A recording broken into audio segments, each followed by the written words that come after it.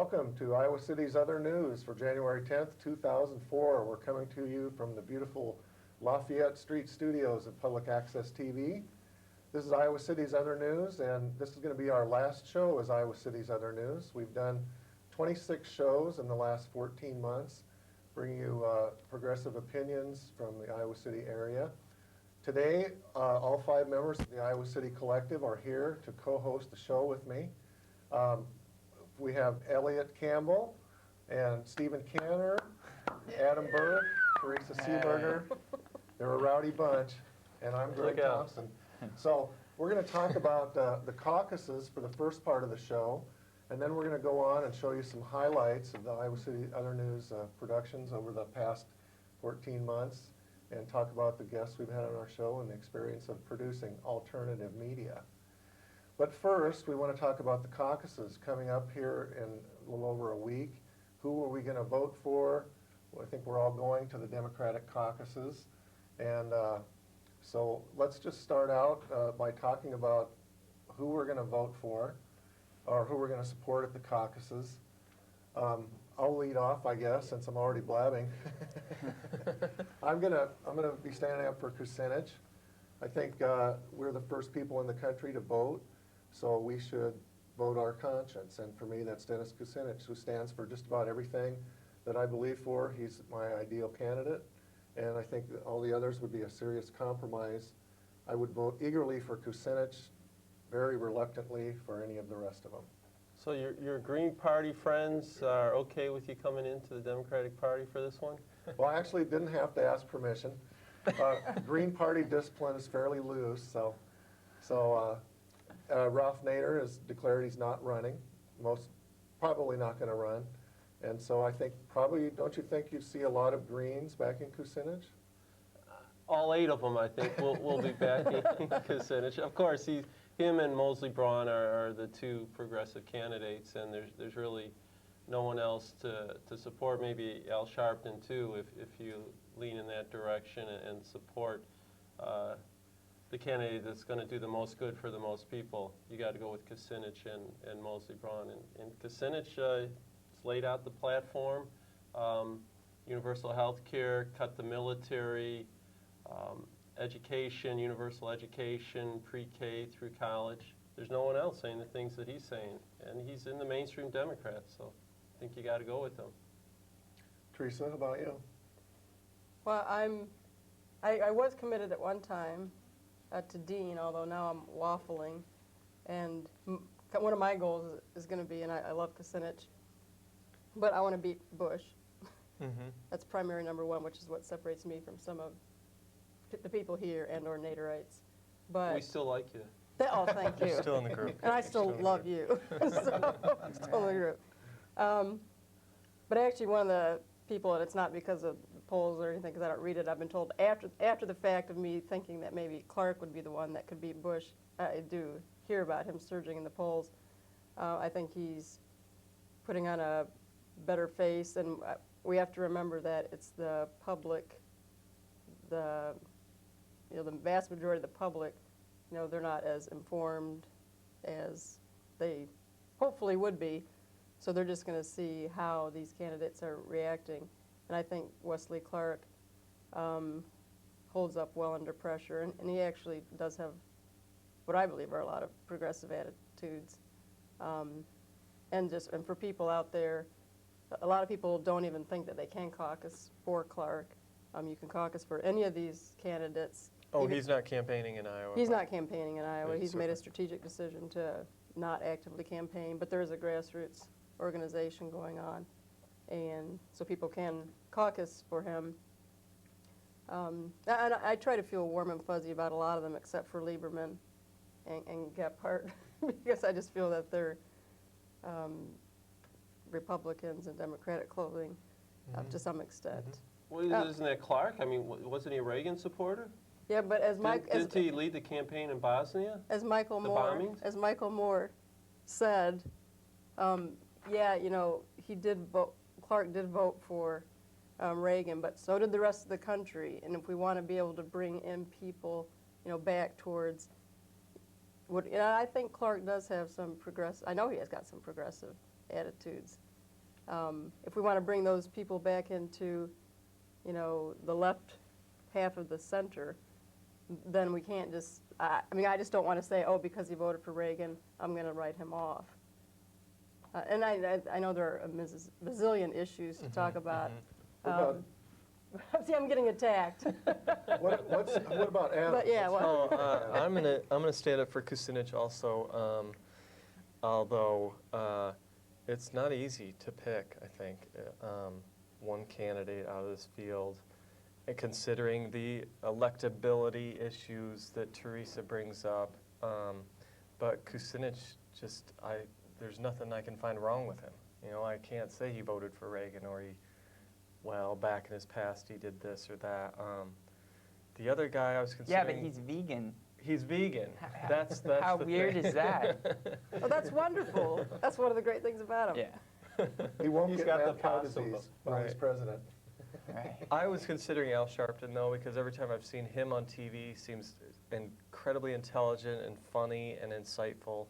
But Kucinich is who that's who it's gonna be for me. What about you, Elliot? Elliot.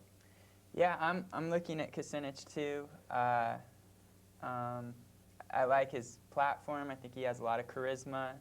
But I wouldn't be too ashamed to vote for someone else after the primary's over. Yeah. Meaning not Bush.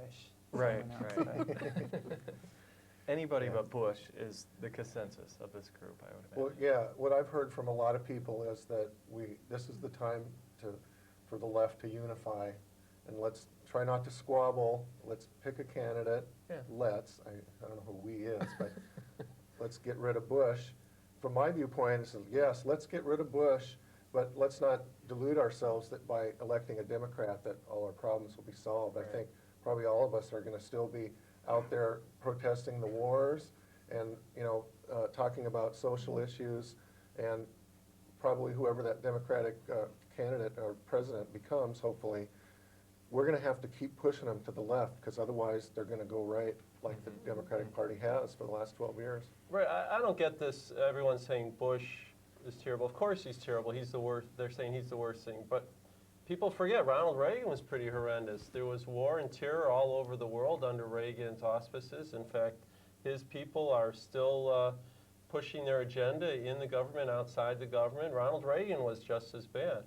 And I don't see Bush as much worse, so to use Bush as, we gotta get anybody but Bush, I don't quite buy that. I don't, Dean is looking worse all the time. Sorry, Teresa. Oh, no, I'm not that happy with how he's coming off these days. So, no offense taken. Well, However, I think Bush is worse than Reagan. And if we I have 4 think so, more years too. of Bush, I think we're going to be in so much world of hurt, we may not be able to get out of it. I We're think already on the road. they're to- becoming more bold and more lawless, I think. Yeah. But for me, Clinton was worse than Reagan and Bush the first on a lot of issues too. So that's a slide that we've got to stop somehow. Let's go to this tape that Stephen and Elliot made this tape. It's an interview with Rod Sullivan. Rod Sullivan is the former chair of the Johnson County Democratic Party. And he's going to describe for us how to caucus. And we've interspersed it with... Just a little, surprise, just a Ron? little surprise. twist. Okay. Music. We've livened up the You don't want to caucus lose the audience. process. You want to keep them another minute or so at least. We've made an exciting caucus tape that's also very informative. So go ahead and roll that tape. Well, hi, my name is Rod Sullivan, and I'm the former chair of the Johnson County Democratic Party. And I'm here today to talk a little bit about the upcoming Iowa Democratic caucuses. There are a lot of different things that happen at a caucus, and I'll go into some of those. It's just a jump to the left.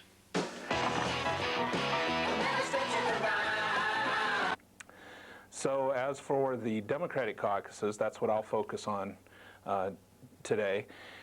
They are, again, January 19th, which is the Martin Luther King holiday, and they are held at 6:30 p.m.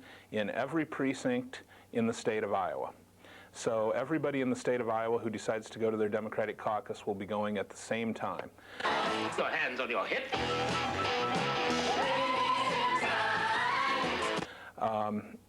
on the same date. And obviously that is a holiday, so that there are some pros and cons. Hopefully a lot of people will take a moment at their precinct caucuses to honor Dr. King. I think that would be very appropriate. A little editorializing there. The caucuses are, as I said, held for each precinct, but they're not necessarily where you vote in each precinct. So who can attend their precinct caucus? It's pretty wide open. The only real restrictions, first of all, anybody can attend. It's a public meeting, so you can go, even if you are not a U.S. citizen or don't plan on registering to vote, or if you're a little kid, whatever. You can always go and watch. It's just whether or not you can participate. So we would encourage everybody to go, and even if you can't participate, you can go as a person who just sits in and watches.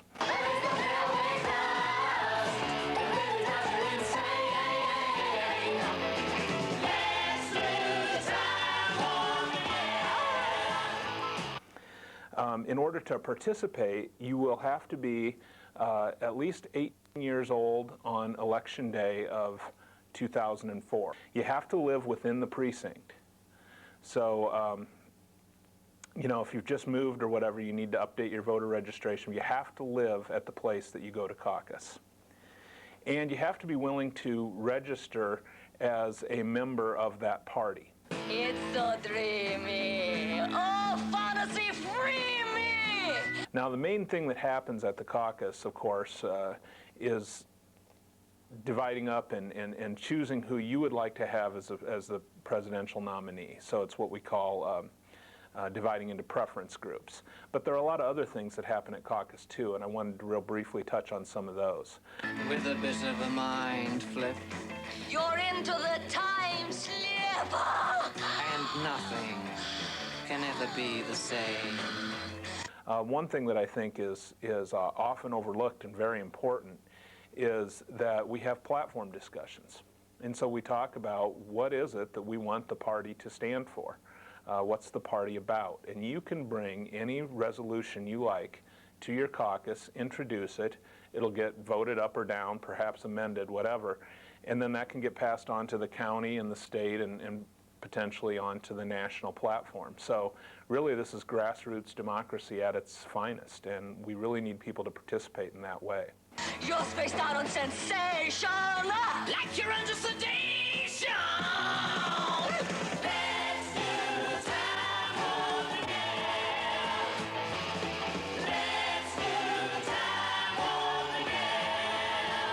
Now, in terms of the presidential preference, at 6:30, you know, you start signing in and whatnot. At 7 o'clock, you divide up into preference groups. It's just a jump to the left. And you basically physically move to an area of the room, depending upon who you support. Hands on your hips.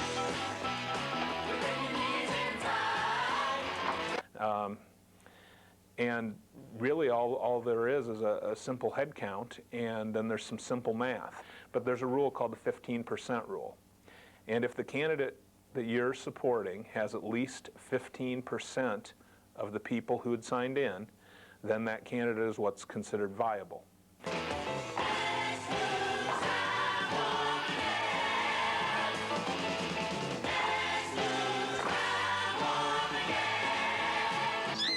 If they don't, then they're forced to go back and reorganize, which means they can either try to convince other folks to join them, they can join with other candidates. There's any number of things that can happen, and there's some kind of neat wrangling that happens during that time. It's just a jump to the left. With your hands on your hips.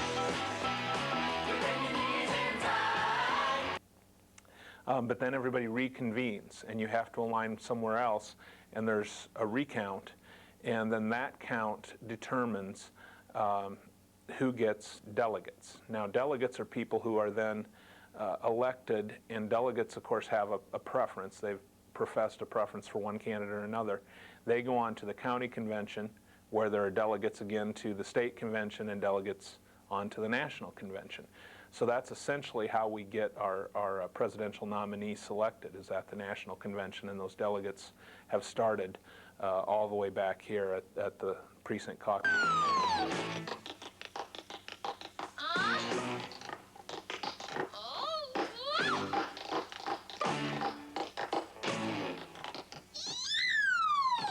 I haven't covered everything. There are some nuances that are a little different depending on the size of your caucus and whatnot. And again, if you have any questions, I would suggest calling the Johnson County Auditor's Office, 356-6004. Thanks.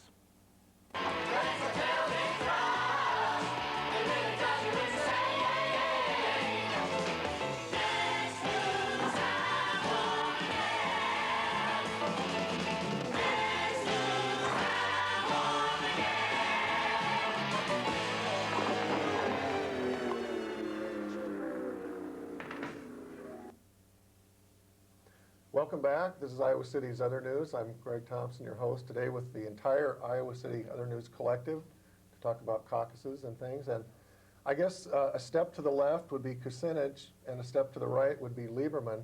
But who's the pelvic thrust candidate? Clinton. Alright. Clinton. Sorry, Clinton is not running this time. Oh, that's right. Hillary might be coming back, though.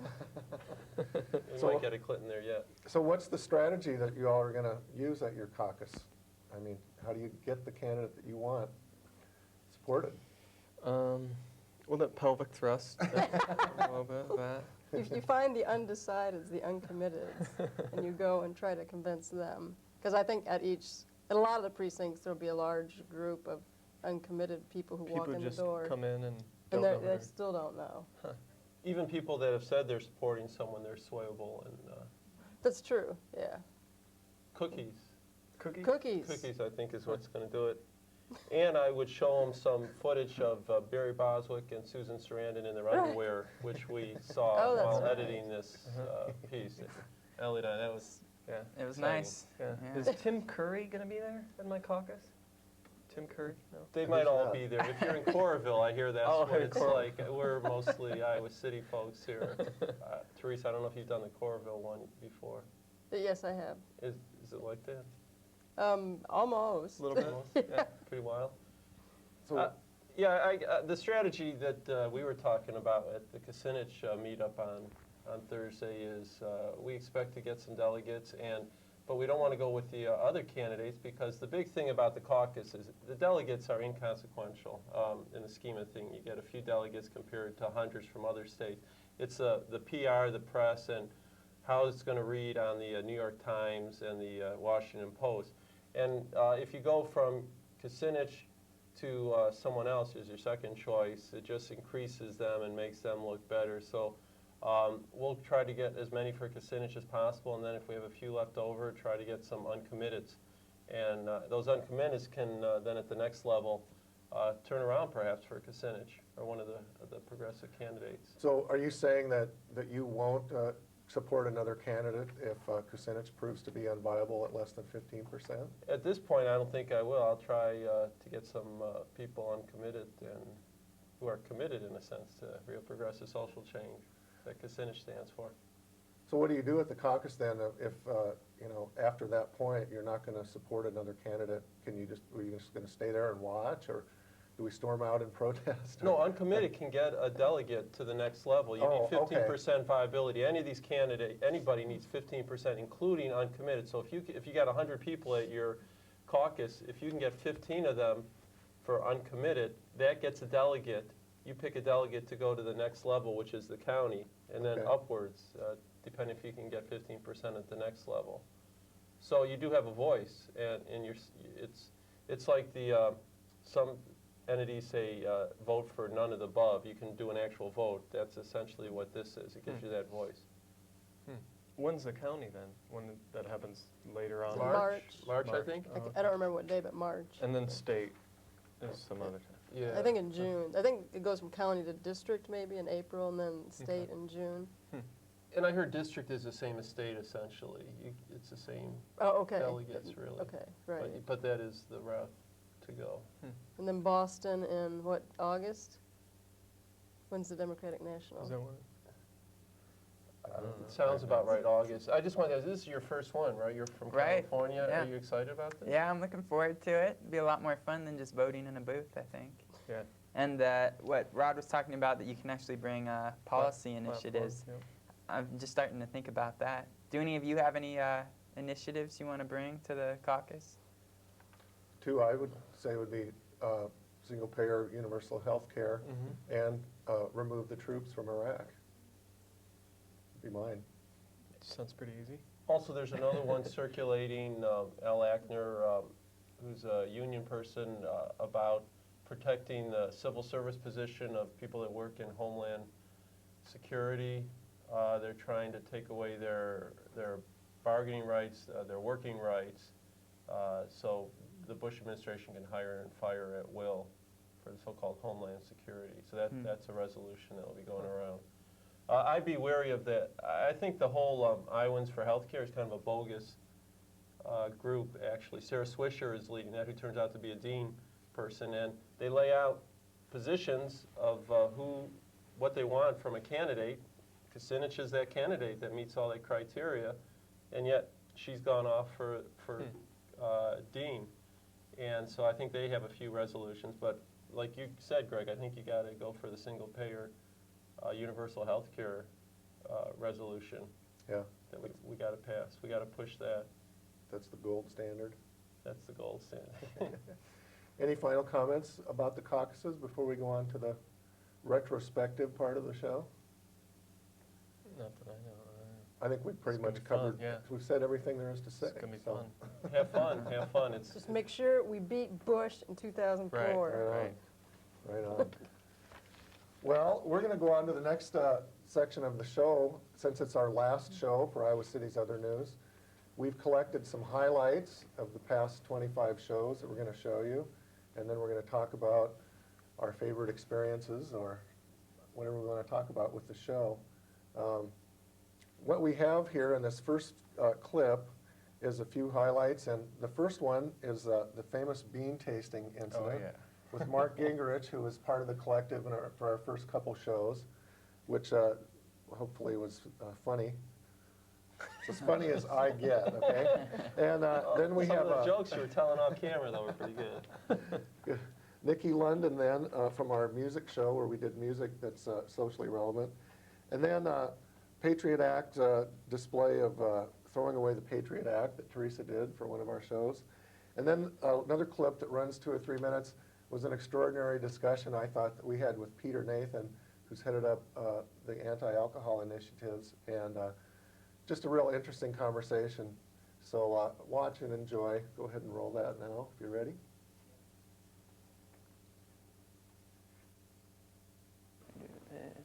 Okay, I'm ready. Feed me beans. All right. Okay.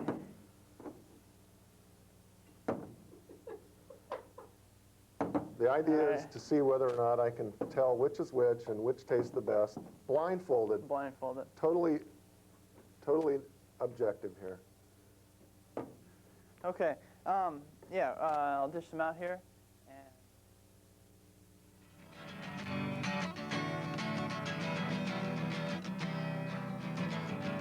Little Johnny boy never hangs with much crowd.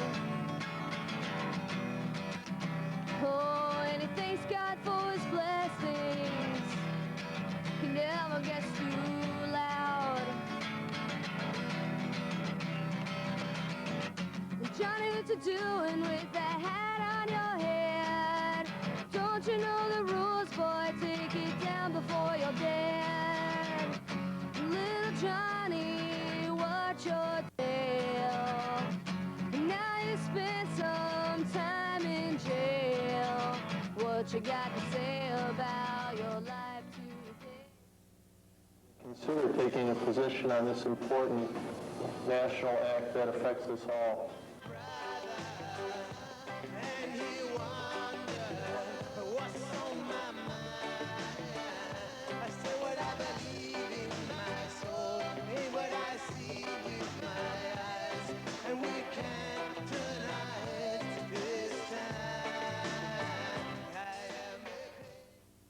To take issue with your characterization of marijuana as innocuous. It's not.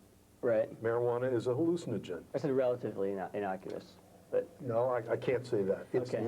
much less dangerous than methamphetamine, than Alcohol. cocaine, than crack. It's not innocuous. It's a hallucinogen. People who smoke strong marijuana develop hallucinations and delusions for some period of time, and during that time they can get into a lot of trouble. So I don't want to, I mean, I don't think we can or You speak from any should. experience? I'm sorry? Yeah, I was wondering, because I have no qualms about admitting that when I was at Grinnell College, I smoked quite a bit of marijuana. And Well, I never had any Yeah. hallucinations. Yeah. But data Well, you must not have smoked very strong You weren't getting the good marijuana. stuff. But there's Well, no so question. there is some grade of marijuana. And Oh, absolutely. Marijuana is classified as a hallucinogen and a sedative.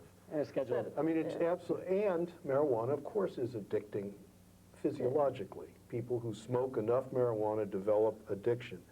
And there's something called anhedonia that follows heavy use of marijuana, where people lose their interest in a lot of the usual things in life.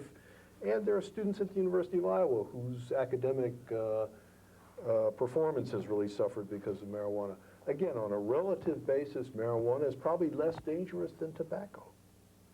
Certainly accounts for fewer deaths than tobacco. But much less it's dangerous than alcohol.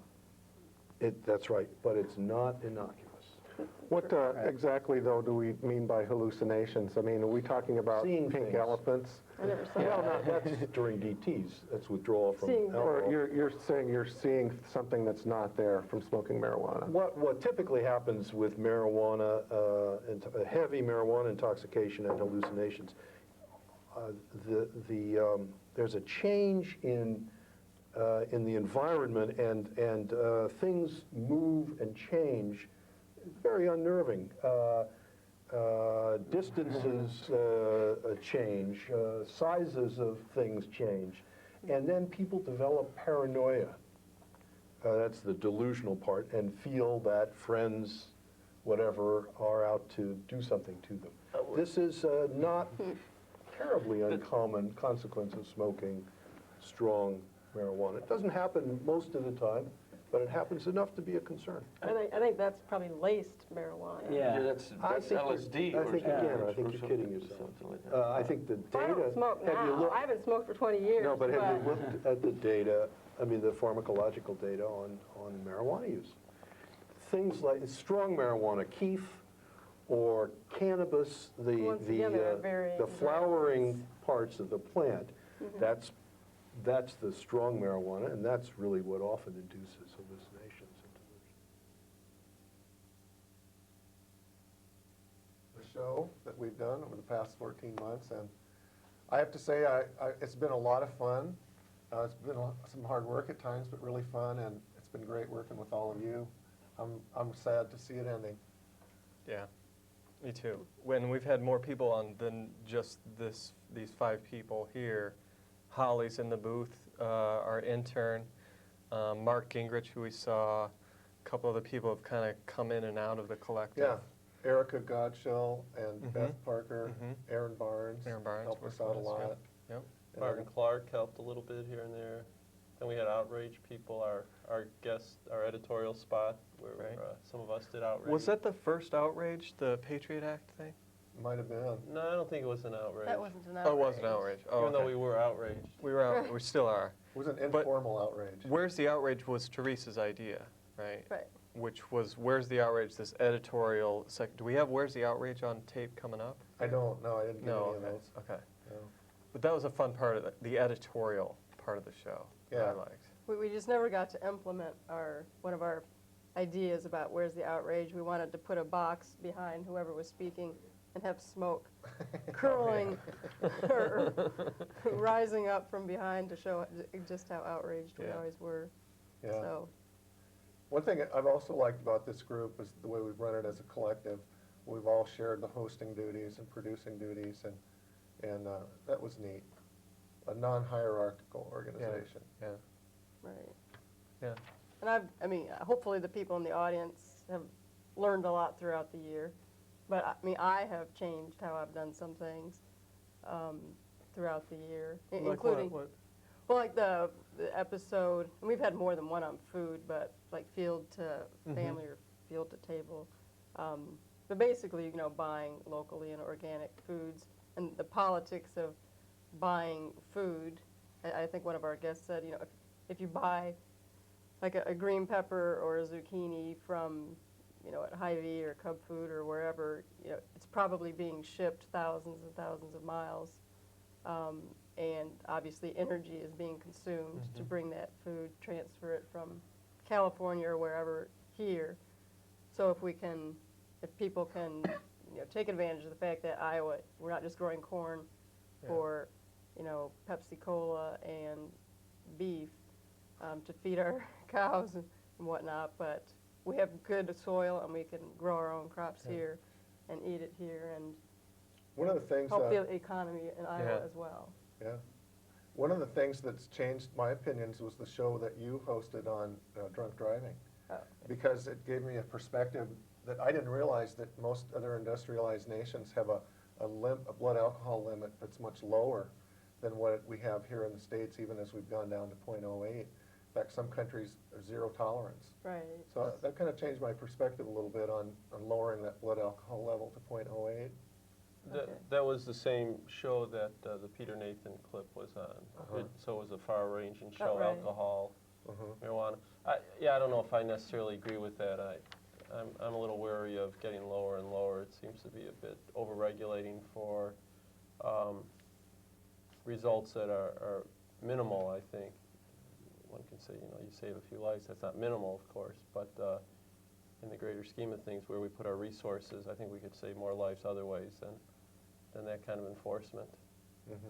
But that's the kind of debate we have among ourselves and hopefully on the show a bit, and that makes it interesting, I think.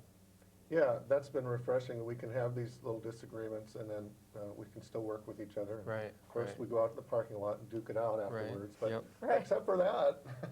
I always lose. Yeah. You're the quickest one here, though, among us. And I like that we've gotten some feedback from people watching that have emailed us or called the number or sent us mail and said, I saw your show and I liked it, or I saw your show and I didn't agree with it, or whatever they thought, that people watching at home got to talk to us. Because you can't do that on your 10 o'clock news at night. You can't say, hey, Bruce Alney, I don't agree with your KCRG, whatever you said. They won't even listen, you know, they'll put it in a file somewhere. But we responded to some things and talked about them. And so I hope people watching, you know, took part as much as, had as much fun as we had fun and learned as much as we maybe learned, and maybe even more. Right. Well, and along those lines, I mean, we should give a strong pitch for PATV. This is where we produce the show. They're public access. They're not responsible for the contents, but they give us the studio and the resources to put on this show, and anybody could come on and put this kind of show on. Yep. And that's the whole purpose, is to counter the giants in the media, to have a small voice at least, and hopefully a few people are watching, or even if not, we're having fun doing it, trying to get out another point of view. Yeah, I was going to say another show that's going to be on in the next coming weeks is UN Report is doing a caucus show. And UN Report started up after this show. They're a news program that covers United Nations issues and takes their news right from the UN Wire. It's a group from the Johnson County United Nations chapter. And so they're doing a caucus show coming up here. That's a show kind of like this one. And I don't know if we inspired them or they saw our show and decided to do something, but they're going to continue to do it. We've undoubtedly inspired countless people. I'm Adam. sure. I'm sure. Is there a reproductive rights show too? There is. They just started one from the Emma Goldman Clinic and Women's Resource and Action Center, and it hasn't aired yet. They're still working on it. It's not going to be a live studio show or a live to tape. They're going to do a lot of edited segments. You know, one of the neat things Takes long. about this show and shows like the UN Report, you can produce them for very little money. Yeah. I think all we've spent to produce this show is the cost of tapes that we've had to buy and a few bucks for curtains and a sign. Really a low budget, and you know, it's the way to reach the most people that I know about with the least money. Yep. Yep. And we could have found underwriters to help us with the cost of that stuff, and you know, they'd get their name on. And I'll be talking about that at Guidelines class February 1st. Grant writing? at PATV. Underwriting and how to become a part of PATV. We have a monthly class at PATV. Anyway, I'm continuing on your plug for PATV. It's good. It should be. It's a great resource in the community. Actually, we should bring up the fact one of the people that's going to be running for county supervisor is Mike O'Donnell. I consider, and I think most of us probably consider him pretty right-wing in many aspects, and he was a vocal critic of public access TV a couple of years ago, and he thought he had the community behind him, and it turns out he didn't. He did not. He reversed his ways. At one time, he was quoted as saying, all PATV programs are trash. So that includes your St. Mary's Liturgy, down to Sports Opinion, this show, other shows. He wanted to pull the plug on PATV. He did. He called up Renee and said, we're going to shut you down.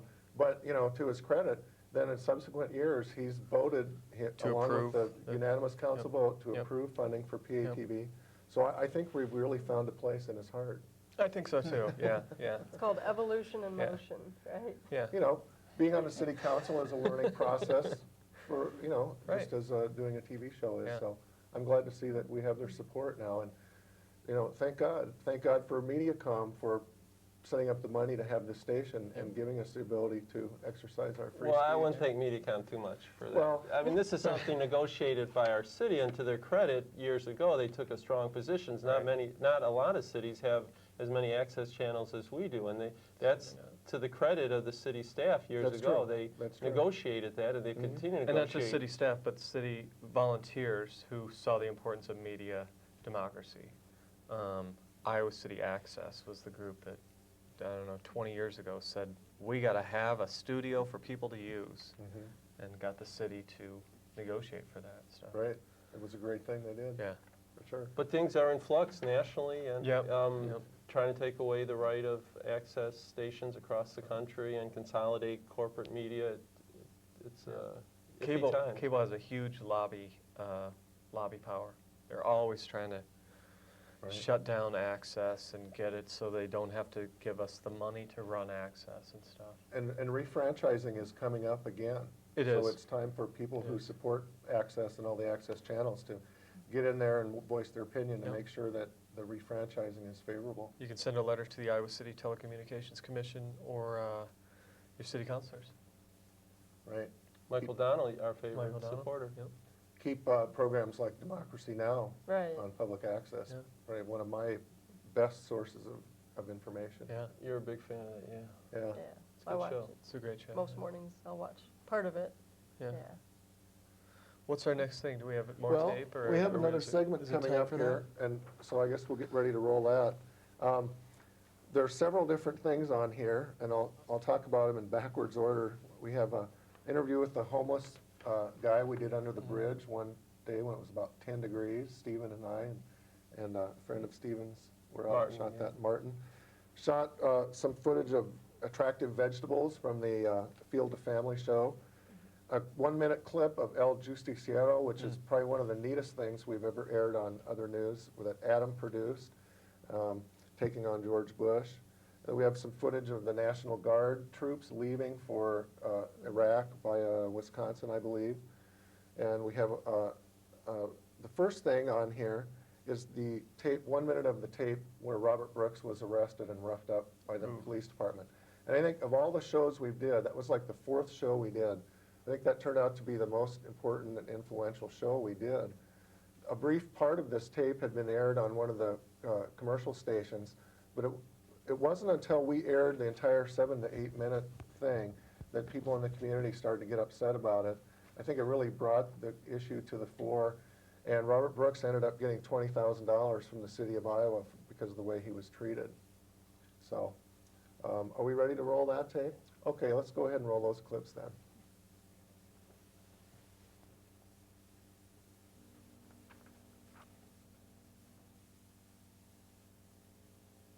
I can't believe it! Stop! I can't believe you're doing this to me! No! Please, Brooks, why are you doing me like this? Please! Why? Put your hands behind your back! Okay, okay, okay! Put your hands behind your back! Okay! Why are you doing like this, man? Get him behind your back now! Like seafood. After spending a little time at our grocery stores and at the Iowa River, it's clear that we like fish. In fact, fishing is one of the biggest participant sports in the state of Iowa. What's unclear is how safe our local fish are to eat and the impact that our seafood desires have on the environment. The Iowa Department of Natural Resources monitors the safety of Iowa's fish and puts out a fish advisory if fish are unsafe to eat from certain locations. Pair of reports to the UN Security Council, the chief weapons inspectors reported that Iraq had failed to fully cooperate, but said there's no new evidence that Iraq has weapons of mass destruction. Chief Nuclear Inspector Mohammed El-Baradei requested that inspectors be given several more months to complete their work. Chief Inspector Hans Blix said, quote, Iraq appears not to have come to a genuine acceptance, not even today, of the disarmament which was demanded of it and which it needs to carry out to win the confidence of the world and to live in peace. But Blix went on to say that it is too early to tell if Iraq has disarmed or not. To date, inspectors have carried out 300 inspections to more than 230 different sites, including universities, military bases, presidential sites, and private homes. The searches have produced no smoking guns. Your enemy is not surrounding your country. Your enemy is ruling your country. Your enemy is not surrounding your country. Your enemy is ruling your country. Once upon a time, when the hot sun faded behind the mountains, the shadow of a strong man with a gun in his hand raised to protect the poor people of the hacienda. They called him El Justiciero.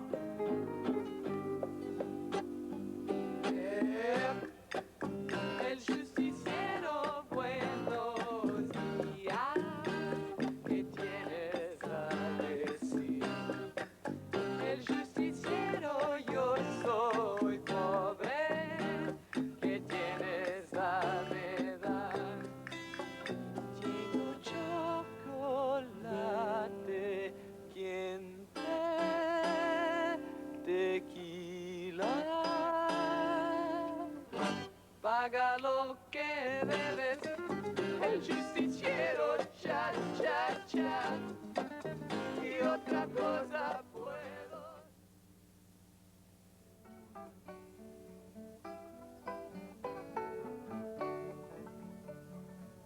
How many roads must a man walk down before he's called a man? And how many seas must the white dove sail before he sleeps in the sand? How many times must the cannonballs fly before they're How long have you been in Iowa City for? Off and on for about 10 years or so. Where have you been spending your days? Well, here lately I've been spending a lot of time in the jail. Is Iowa City a tolerant place to be a homeless person? Well, tolerant? I don't understand what you mean by tolerant. Do people treat you fairly? Do they treat you any different? I don't feel that way, but they probably feel that they do. How about the police? How do you think they treat you? Well, it's their job to keep the place clean and stuff like that, so that's what they do. Do you think they treat you fairly? I don't think that's supposed to be their job to treat me fairly. First question we're asking is, do you think homosexuals and heterosexuals should be allowed equal rights in all areas of our society, such as in housing and in marriage? No, I don't think so. I don't know. I don't know. Tough question. Going with me being religious, I'm going to have to say that I'm not really fond of the homosexuality business, but I guess that's their choice, and we can't really discriminate them for how they want to be, but that's not something I'm in favor in, no. Okay. Orville Townsend, would a white male of the same age be treated differently? I can't say that in terms of what the officer would do, but I would say that, you know, from my experiences in Iowa City, that I think the way our police officers approach black citizens is different. I think it's a combination of their being somewhat apprehensive and the stereotypic thinking that a lot of people have. All right, those are a few clips, highlights over the last year. And that was Liz McDade, by the way, on the environmental interview down by the river there. Thanks, Liz. That last bit where Orville Townsend was talking, he was reacting to watching the Robert Brooks video. Right. Remember Well, that not part? quite the video. We didn't have the video at that time. We did have an anonymous source, which sort of kicked off a lot of this thing and got me and got Iowa City Other News involved in the issue. So they were reacting to that, and then we weren't able to see the clip till the following week. There was some legal wrangling about whether the city attorney would release it or not. Right, Robert Brooks, through his attorney, had requested that it not be released, and then later a court determined that it should be released, and that's where we got a copy of it from the police. But I thought that was a good show talking about racism in Iowa City, and it took off from that issue about the police case, which is about racism. And I think the myth we have in Iowa City is that we're, above all this, and that we acknowledge racism and we're working on it and things are going hunky-dory. And I think what we try to bring out in our show that things aren't all hunky-dory. There are certainly people working on these issues of racism and homophobia and other forms of discrimination and trying to work on empowerment.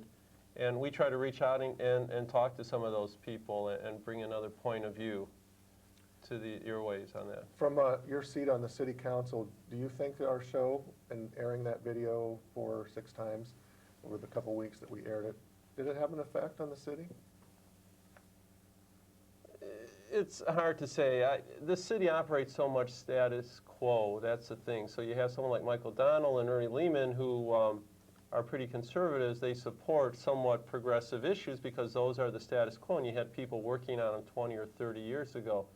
So our work in terms of combating racism or homophobia, I could never see Ernie Lehman voting for those progressive issues 20 years ago. But now they support it, and everything is so staff-driven that the staff is not really racist or homophobic. They just move the status quo a little forward a bit at a time. So I think that's how it operates. And so I don't know if our show had that big effect on it. But at least Stephen Atkins did authorize $20,000, the most he could authorize without council approval. I mean, doesn't he deserve some credit for that? Well, maybe he's smart in that he realizes that this is a big case and that there's some wrong that was done on both sides. The Police Citizen Review Board found that the way it was handled could have been done differently, which for them is a big thing because they usually don't say much, they don't have much power. And so they said that little thing and he read the handwriting on the wall. So yeah, credit to him for doing that. But are we instituting some fundamental changes? I don't know. We don't have a council that pushes them on that. We saw signs coming up. Oh, we got to roll the next one, I guess. Okay. Yeah. Well, sorry to cut you off. Was there anything more you wanted to say? No, I think it's good we do that. I just did want to bring out that one of the things we did, we went out into the field and talked to people. You saw some examples of that, and that was kind of fun. And we didn't always get the most diverse people, perhaps, as much as we should have, but we tried, and I think we made an interesting show and looked at these issues from an interesting perspective. And along those lines, let's go to our final roll-in segment. It's we put together a collection of the guests that we've had on the show. It's 20 or 25 people maybe that were on the show, so go ahead and roll that.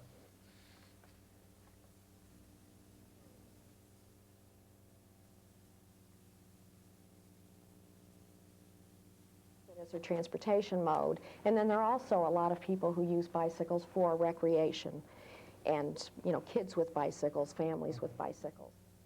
Those dollars are translated, interpreted, depends on how you view the budget.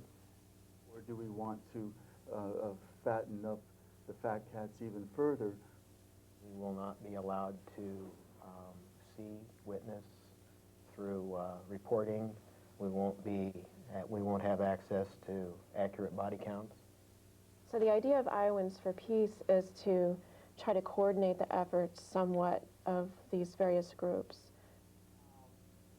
To try and justify his actions when so many of the Christian community and other faith traditions are not behind this. That power then has to be transmitted in bulk, what's called transmission, and that takes place over very large power lines, and some companies own that as well. Time one of those negative ads run with Tom Vilsack or Doug Gross are running, people start calling our office and asking about our campaign. That it seems like the candidates will say anything just to get your vote, and I think that really points to the convergence of the Democrats and the Republicans, and how it seems. Events of yesterday reminded me of my earliest involvement in the political process was in 1968, when another senator from Minnesota, Gene McCarthy, spoke truth to power. Instant runoff voting is as simple as instant ramen noodles. It fits well into the American political system. Exhilarating to head down a hill and get to work that way. You know, Karl Rove, who designed a lot of the campaign, who plans, Bush's media image, has done a wonderful job. And they've managed to keep everything from the cutting of veterans' benefits out of the public eye to, the cutting of health benefits. I was struck most recently, everybody is now bracing themselves, I think, for the Michael Jackson saturation coverage that we're going to receive in the coming months. Just want to make a point. I do come from the region that is very specific, which is former Yugoslavia, from Slovenia. And we were a part of a socialist bloc, so our media, in a way, was, for 45 years, state-owned, right? Moved in had they known, because that really is the issue at the heart of this controversy that we're facing right now, is notification. It's unconscionable that someone can move into an apartment building and have no idea that they're going to be living, sleeping, breathing air on top of a toxic waste site. I think that newspapers and news organizations are going to try to get the story that they're going to try to get that big story.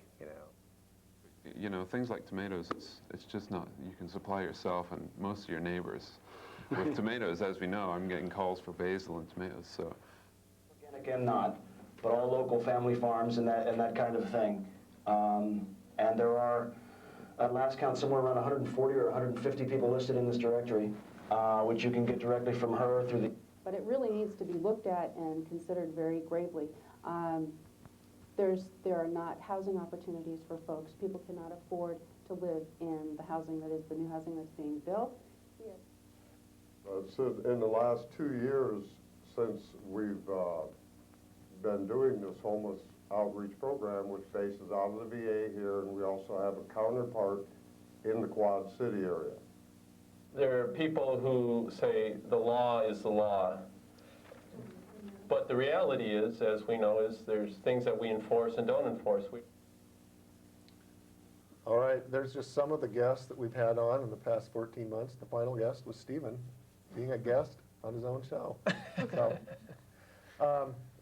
we've got about 2 minutes left before we go to the final credits, and it seems time has slipped away so fast.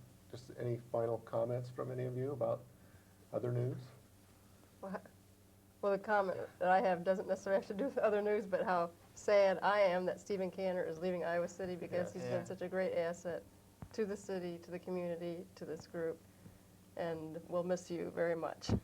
Everything you've brought to us. So I'd have to say that, I've worked with a lot of activists in the Iowa City area, and as far as dedication, fairness, and being fun to work with, you have no parallel, and we really will miss you. Thanks. I have to work on my jokes a little more, though. No problem. I want to thank everyone here in the collective, Greg and Teresa, Adam and Elliot and Holly back there and other folks. It's been a pleasure work with you folks. There's talk of continuing the show in another form, and people can contact the collective members or the numbers that will be listed there. There's numbers right there. There it is up there, and it's been great knowing you as friends and working with you, and I'll miss you. It'll be bittersweet. I'm going with the person I love off to Delaware, which it will be nice, but I won't have this. So keep on doing what you're doing. Hell yeah. Yeah, I've had a lot of fun. My introduction to Iowa City was meeting all of you, and it was a great time. I hope we can continue this. Maybe you'll come back from Delaware sometime and visit, and we could have you on the show for a little update. Come on out April to, there's the March on Washington for Women's Right to Choose. Come out and visit. You can stay in Delaware with us. Okay. Any final comments, Adam? It's been a great show. I'm so glad this started up and we sustained it for over a year. And yeah, I think we made a lot of great shows. And I think we should keep playing a couple of, some that aren't as specific time-wise that we could Keep put 'em on. running them forever. Yeah. Before we run out of time, thanks to our camera people, Adam Rohrer and Sing Luong, our volunteer floor manager today, Eric Mullen, Holly Berkowitz, our intern who's running graphics today, and a big special thanks to Renee Payne, the director of PATV, for coming in and directing for us today. Yeah. So thanks to the crew, and thanks to Iowa City for watching Iowa City's Other News. We're going to go out with El Justiciero, as produced by Adam Burke. Thanks for watching today. Take it easy, but take it.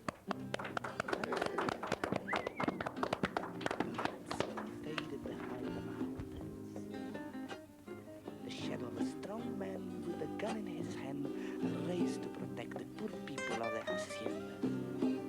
They called him El Justiciero.